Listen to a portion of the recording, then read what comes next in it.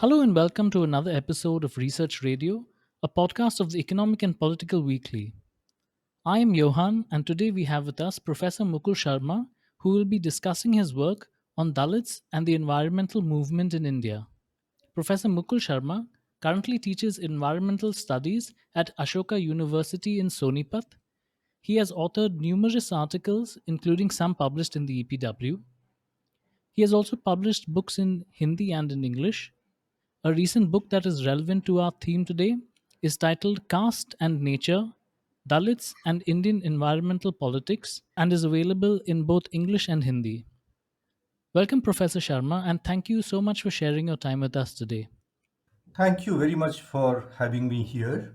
Professor Sharma, the starting point of your work is the observation that there seems to be a friction or at least some discomfort between Dalits and the environmental movement in India.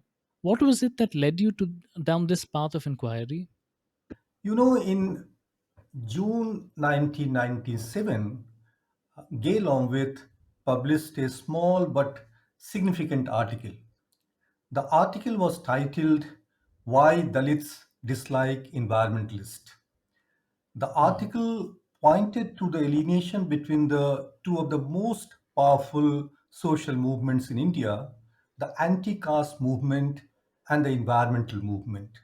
This was very revealing to me. For mhm, example, Gail Ombed talked about the environmentalist descriptions and Dalit descriptions of pre British Indian villages that reveal entirely different worlds. One is a world of harmony with nature, of mhm, different caste specializations, resulting in sustainable feeling of ecological niche and non-competitive relations with each other, almost like mhm, the autonomous little republic that described by the British. Whereas Dalit presents a picture of domination and tyranny, with significant sections of the village excluded even from its human membership and almost all forced into narrow, fragmented lives. Gail with talked about Mahatma Gandhi calling villages as a symbol of Ram Raj, and Ambedkar calling of village as cesspools. The contrast between these two perspectives. So that was very revealing. mhm, This was also the time, the decade, when I was working as a professional language journalist and was extensively covering the environmental and labor issues and their initiatives and movements in India. In 1990s, I visited Ralegaon Siddhi and Anna Hazare thrice. Ralegaon Siddhi and its leader, Anna Hazare, were being hailed mhm, widely all over the country. The village had evolved and implemented paths of watershed development and environmental conservation. Uh, their idea was to unite the villagers to work on a rural landscape and transform a dry and barren region into lush green for the betterment of all. And the landscape mhm, of Ralegaon city, represented a specific natural environment.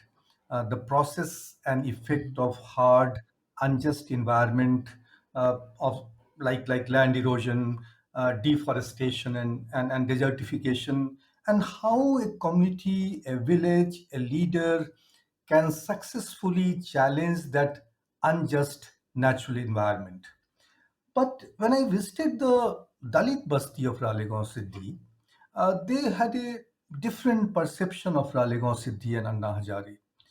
Dalits were not only pursuing their traditional occupation, but they also stated how they are the people who provide service to the village family, how the village family was an unequal family structure. People who have land or jobs in the military have a different level of development. The integration of Dalits into that ideal green village had two components in Ralegaon Siddhi that I discovered. One was to assumed that they were always there to perform some duties and necessary services. And second, their usefulness justified their existence in the present. And when I talked to Anna Hazare, he explained that it was Mahatma Gandhi's vision that every village should have one chamar, one sonar, one kumhar, and so on. And they should all do their work according to their role and occupation. And in this way, a village will be self-dependent. That is what they were practicing in Raleigh Siddhi. Uh, and during this time, I was also widely covering the anti-Tihri Dam and anti-Sardar Sarovar Dam movements. And in these movements, I found Dalit participation marginal. And there was not much enthusiasm amongst Dalit about the movement. So, such readings, such observation, and many fieldworks, in fact, led me to this path of inquiry about the interrelationship between Dalit and Indian environmental politics. And finally, uh, I must mention here that there were some other important influences on me in this regard. For example, my readings on race, environment, blacks, and African Americans. The role Mhm. of African Americans in environmental struggles of USA, which raised issues of pollution, toxicity, health, housing, sanitation, and I notice its ample resemblances to concern of Dalits in their everyday social and ecological struggles. Of course, in the course of Dalit, the pollution and toxicity do not just impact their health and environment, their very existence is considered polluted by birth, caste, and occupation, you know. So, all Mhm. these things actually made me to take up this research and for the first time write on this issue in EPW. In your paper, you mentioned that some strands of Indian environmentalism see environmental degradation as a Western colonial import and see pre colonial India as some sort of environmental utopia. Interestingly, you also say that this is used as a means to justify the caste system. Could you elaborate a bit more on this? Certainly. You know, our environmental history has richly described how colonial circuits entered natural resources and people's lives, and how they established a centralized, bureaucratic, scientific, and modern system of management, which also created currents for discontents and struggles. Political ecologists have emphasized vital issues of ownership, access, and availability of natural resources, and the role of state, market, and community. Environmental academicians and activists have focused on increasing alienation and displacement of the poor from their resources and unequal burdens imposed on them for development and modernization of the country. Feminists and anthropologists have raised critical questions about naturalness of the natural order and pointed out how layers of power work within gender, caste, and nature. But you know, nature and its social history have rarely been seen from a caste angle. I would also say that it is important to recognize the richness of Indian life and its manifestation in nature. However, uncritically glamorizing the Indian past, championing the caste based occupations as climate champions or nature warriors in case of West speakers, not considering the caste at all, are the ways to justify the caste system and its manifestations in environmental politics. Also, the so called Indian approach to nature is where environment is understood as divine, cosmic, intrinsic, conforming to the laws of nature. Society is viewed here as natural, based on natural principles, whereby modernity, industry, science, technology are described as Western, materialist, consumerist, and thereby unnatural and uncultural. In Mhm. such understandings, Indian environment is believed to be under threat from outside forces. Therefore, protection of environment is synonymous with protection of Indian culture, tradition, and nation. Indian culture here, consists comprehensively of our family, customs, faith, rituals, ceremonies, social systems, values, ethics, and many more. So I call it eco-casteism. And contemporary eco-casteism, in my understanding, represents a distinctive form of Indian environmentalism. This is very often grounded in a justification of the caste system and a simultaneous opposition to modernity and enlightenment. Under an overarching broad rubric of social ecological system, caste, division of labor, traditional occupation is sometimes seen as a progenitor of the concept of sustainable development.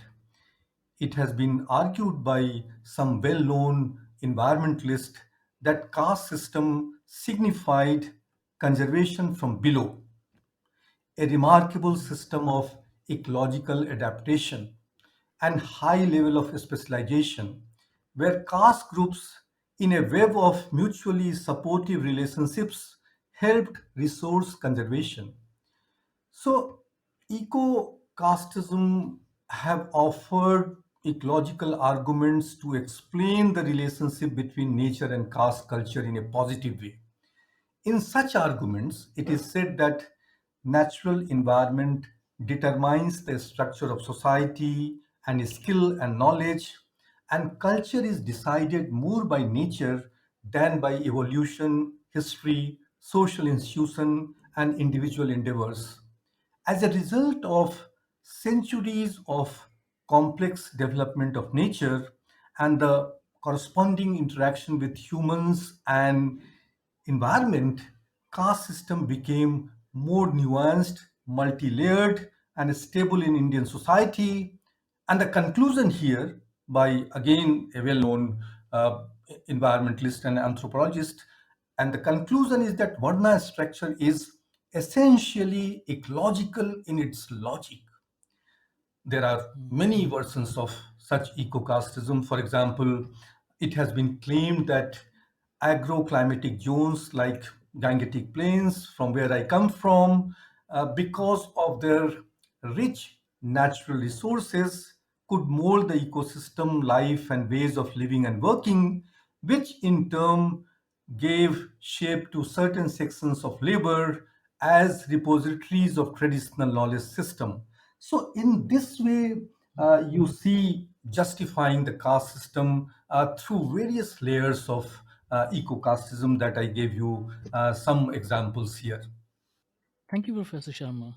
I think you cite two examples in the papers that we mentioned today. One is the Vrindavan Conservation Project, and the other is the Ralegan Siddhi. And I think this is interesting because they are usually hailed as success stories in environmental discourses. But you argue that Dalits have either been excluded, or when they have been included, they have been included in a way that does not allow them any social mobility. Why do you think that empowerment of Dalits poses such a challenge to Indian environmentalism? Thank you very much for referring the paper on Ralegaon, Siddhi, and Brindavan. I am sure your readers will be reading them while listening to this podcast. So I will not give you the examples from those two papers. I will Mhm. give you another example here to explain, as you said, that how uh, hailed as success stories in environmental discourse exclude Dalit or does Mhm. not allow them any social mobility even when they are included. So Take example of National Action Plan on Climate Change, a well-known document of Government of India that hails the informal sector of waste picking and recycling as the backbone of India's highly effective recycling system and wishes to strengthen the informal sector system of collections and recycling. This is NAPCC 2008. Similarly, uh, several environmental organizations meticulously calculate the mitigation of greenhouse gases by informal waste pickers. They are characterized as cooling agents, climate entrepreneurs, climate champions who should be given rights, protection, and incentive to do the same job that the Manu Code has determined for them since centuries. It is no surprise that such climate concern has no reference to its embodiment in caste and polluted Dalit bodies. These studies do not even mention caste or Dalit related issues even once. Such hypocrisy in the views of climate experts makes them avoid questions of alternatives to these socially stigmatized, hazardous, and caste based occupations. For example, the question that if sanitation work is being modernized through technology and privatization, then who will be benefited from the profit making sanitation industries? Question like that, will Dalit be displaced? Or should they actually be the first one to be offered to start such modernized private or cooperative models with status and safety? Should not their own enterprises or cooperative be the basis of such changes? Should uh, Dalit themselves move to better paying jobs with higher status, which possibly are less likely to be offered to them because of untouchability, exclusion, and discrimination? So these kind of examples are there where by not recognizing the importance of caste and the caste related discrimination and exclusion, Dalits are either totally excluded, and even when they're included, their questions are not being addressed properly. Now the other part of your question, that how Dalits and their empowerment can pose challenge to Indian environmentalism. You know, the interrelationship between Dalit and environment is complex and conflict ridden. Anthropocentric or biocentric view of environment are primarily based on human experiences. However, the experience of an untouchable or an outcast or a bonded laborer, often considered as less than a human being, are not compatible with binaries of human nature. They challenge us to understand the meaning and implications of nature for those living on the margins of human existence. Also, since the past few decades, varieties of environmentalism have successfully portrayed a collective identity of the poor in environmental movements of North and South. Yet, it is also being recognized time and again that these movements have long excluded untouchables and Dalits and have either ignored their disproportionate environmental losses and risk or have included them in the broad rubric of the poor. More importantly, in the realm of civil society and environmental activism, we have witnessed the muted upper caste modern Indian self in constant perpetual denial of caste. You know, Dalit have a rich and diverse environmental history and sensibility. Their relationship to environment manifest through regular collaboration and conflict with Brahmin dominated ecospace, as well as in creation of their own autonomous space. They have their distinct environmental memory and language. This is also true that Dalits have generally articulated this under the rubric of social as opposed to explicitly environmental. For example, when Chamars of North India launched the Nara Maveshi movement in the mid 1950s, that continued in North India till 1980s and 1990s, to shed their polluting caste-based occupation, they had concerns of labor, livelihood, animal, and environment. Another example, that the emergence of land issues in the 1960s and 70s and 80s was aimed at revisiting its origin, access, distribution, conservation, continuity, and memory. So such sensibility and language has been there historically, even in anti-caste thinking and activism. One of the key principles of Ambedkar, Phule, Periyar was how to deal with village, land, agriculture, water, and forest. So, Dalit voices can enlarge and enrich our environmental imagination. There is a wealth of Dalit eco literature, I would say, poems, paintings, stories, music, folklore coming from diverse regions and communities. Dalit myths and legends of Mayavel and Jasma, Dina and Bhadri underline their dreams and desire for ecological belongings.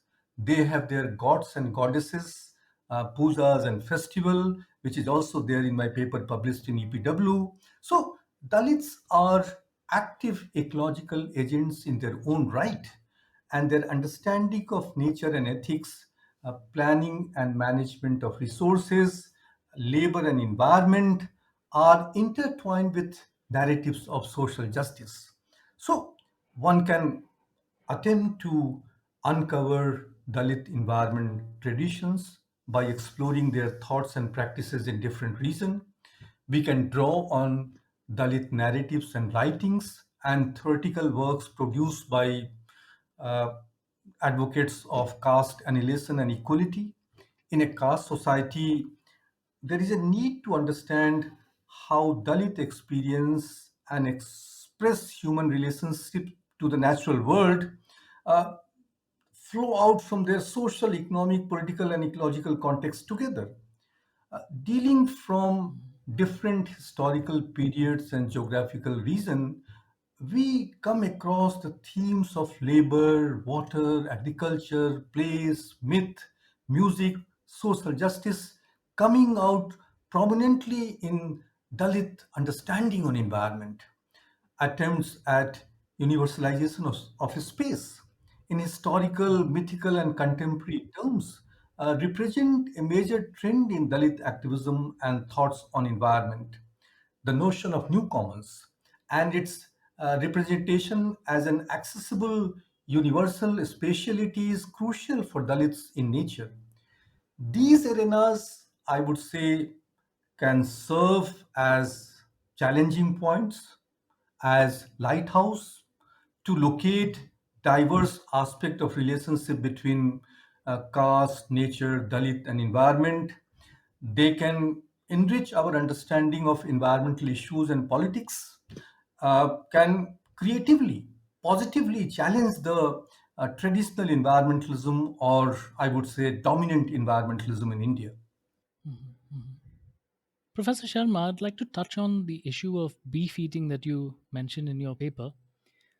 Do you think that the critique of beef eating in India, when couched in environmental terms, is a thinly veiled front for attacking meat eating communities?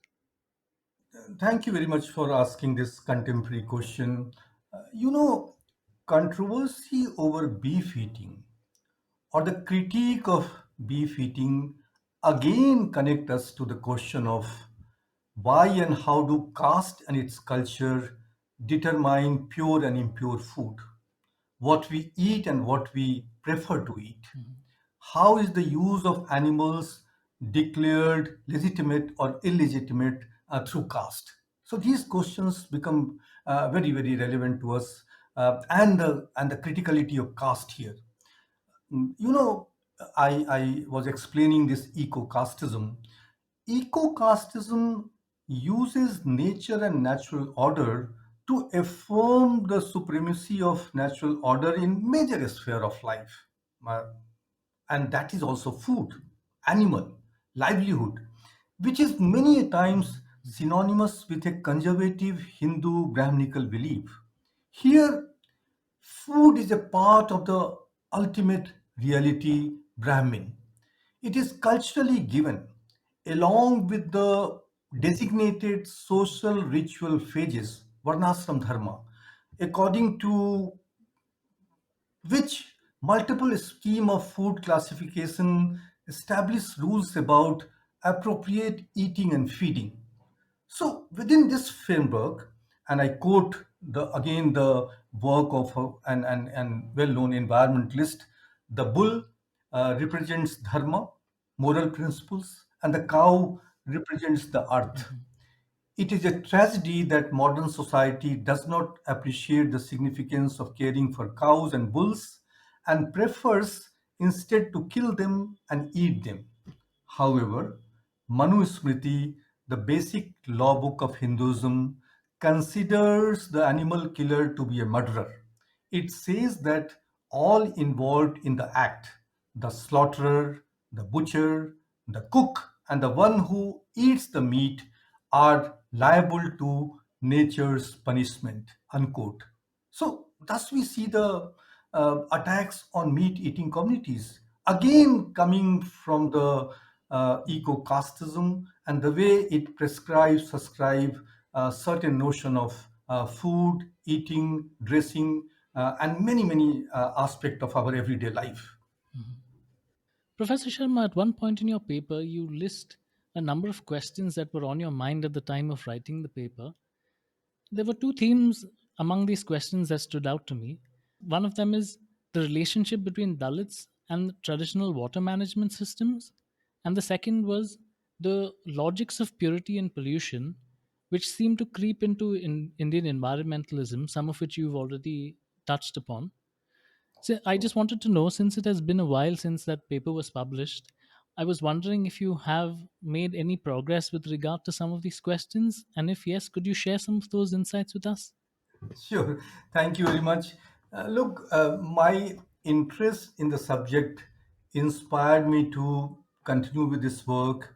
As you mentioned, I worked on my book Caste and Nature, which was published in 2017. I also introduced an elective course on environment and social exclusion at my university, Ashoka University, in 2020, which proved to be very popular, and I got many insights from students. I also initiated an international webinar series on anti-caste politics and environmental justice and Dalit ecologies in 2020-21, organized by the Ambedkar Study Center, Sesadripuram Evening Degree College, Bengaluru, in collaboration with the Anti-Racist Research and Policy Center, American University. Mhm. My forthcoming book is titled Dalit Ecologies, Caste and Environment Justice. So one continues to grapple with some of these questions.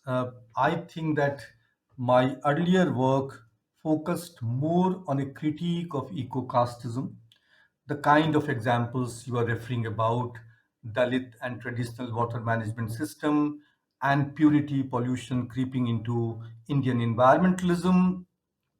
Now I'm trying to grapple or trying to take the understanding of politics of caste, nature, and Dalits two steps forward by first locating environmental politics in Dalit literature, culture, industry, technology, Anthropocene, and justice. And secondly, trying to illuminate Dalit environmental visions and voices in many familiar, unfamiliar terrains. Dalit Ecologies, the forthcoming book, is all about these things. Look, in Indian and South Asian context, these issues that you just now mentioned, water, purity, pollution, have to be substantially recognized within the politics of environment justice, I think. Such recognition will not only question eco casteism and the domination of Hindu Brahminical environmentalism, but will also strengthen the pathways for distributional justice by ensuring equal access and rights of Dalit and lower caste to natural resources, to industry, technology, and development.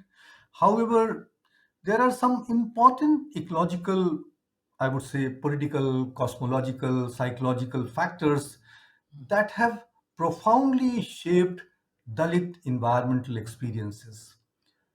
Anti-caste and Dalit literature emphasize that everyday practices of what constitutes environmental activity and thinking are also deeply structured by an archaeology of untouchability in body, contact, touch, smell, feel, belonging, work, and social connect. In Dalit relations to environment, they articulate certain notions of nature that go beyond physicality, possession, and distribution of resources, as environmental justice discourses have done in the past. So, my search of questions in the context that you mentioned is to locate how the language of experience, feeling, humiliation, dignity, used often in Dalit movements, also get integrated into the conception of environmental justice. So, in this way, I am trying to answer the questions and develop this work in the contemporary times. Mhm. That brings me to my final question, Professor Sharma. I like that in your paper you warn against treating Dalit attitudes to the environment as somehow better or valorizing them. If you agree that some of the problems of Indian environmentalism is precisely this, that they treat pre colonial India or women or Adivasis as essentially better for the environment, how can we learn from Dalit experiences and approaches without falling into the same trap? Thank you again for asking a very important, last but not the least, question. Look, the problems of Indian environmentalism, which I call traditional environmentalism or conventional environmental scholarship, is that it has often focused on perceived glorious past, tradition, community, culture, religion, colonialism, conflict, and conservation. Mhm, While, as I have said earlier, an awareness and analysis of our past is important for environmental research, we need to move beyond this. The generation of new environmental questions mhm, need to respond to a new environmentalism, especially in the context of caste, Dalit, identity, ethnicity, minority, democracy, development. Traditional environmentalism and environmental politics, have built the bedrock of their politics on community and nation. It is not likely, I think, that their concern will be altered altogether. mhm, However, the new generation of environmental activism and writing need to pay more attention to this unseen people and unheard voices with conflicting positions. There is not one position when I say Dalit and Indian environmental politics. Within Dalits, there are multiple contesting, conflicting positions. So, learning from Dalit experiences and approaches, uh, I would argue to develop and work for a social justice approach. Uh, you know, Key elements of social justice have been defined in terms of environmental inequalities, exclusion, discrimination, harms, victimization, distribution, access and rights, and their relevance to a specific social group. Uh, if you read David Harvey, he explained that the environment of justice can be posed by considering nature as internal to society and all ecological projects as political and social projects. Nature, according to him, wouldn't have existed in its present form had humans not been mixing their labor with the land all along. Mhm. David Harvey further explains that the present and the future of nature, and he calls the new earth and the new humanity, should be understood through labor and spatial and social change. You know, from the perspective of social justice, the central question is whose nature?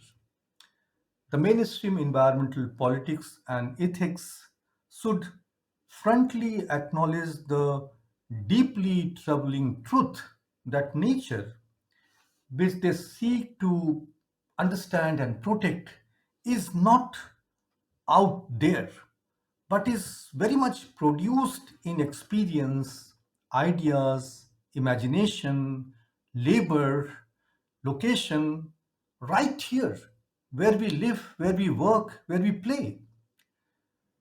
Of course, I know that there will be many human versions of nature, and they will also be contesting against each other. Most welcome.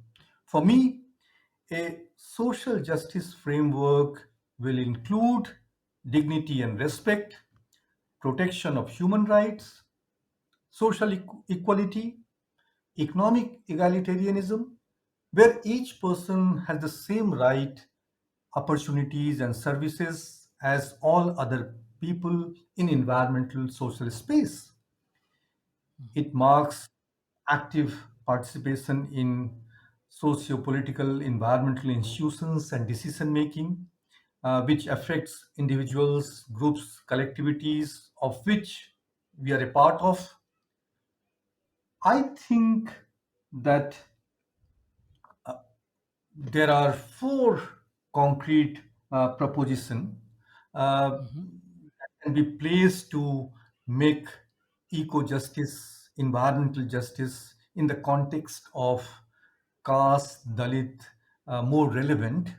That is justice as an active process, justice through maximizing liberty, justice dealing with issues comprehensively, and justice in temporal and spatial dimensions. Mhm. I think those are all my questions for today, Professor Sharma.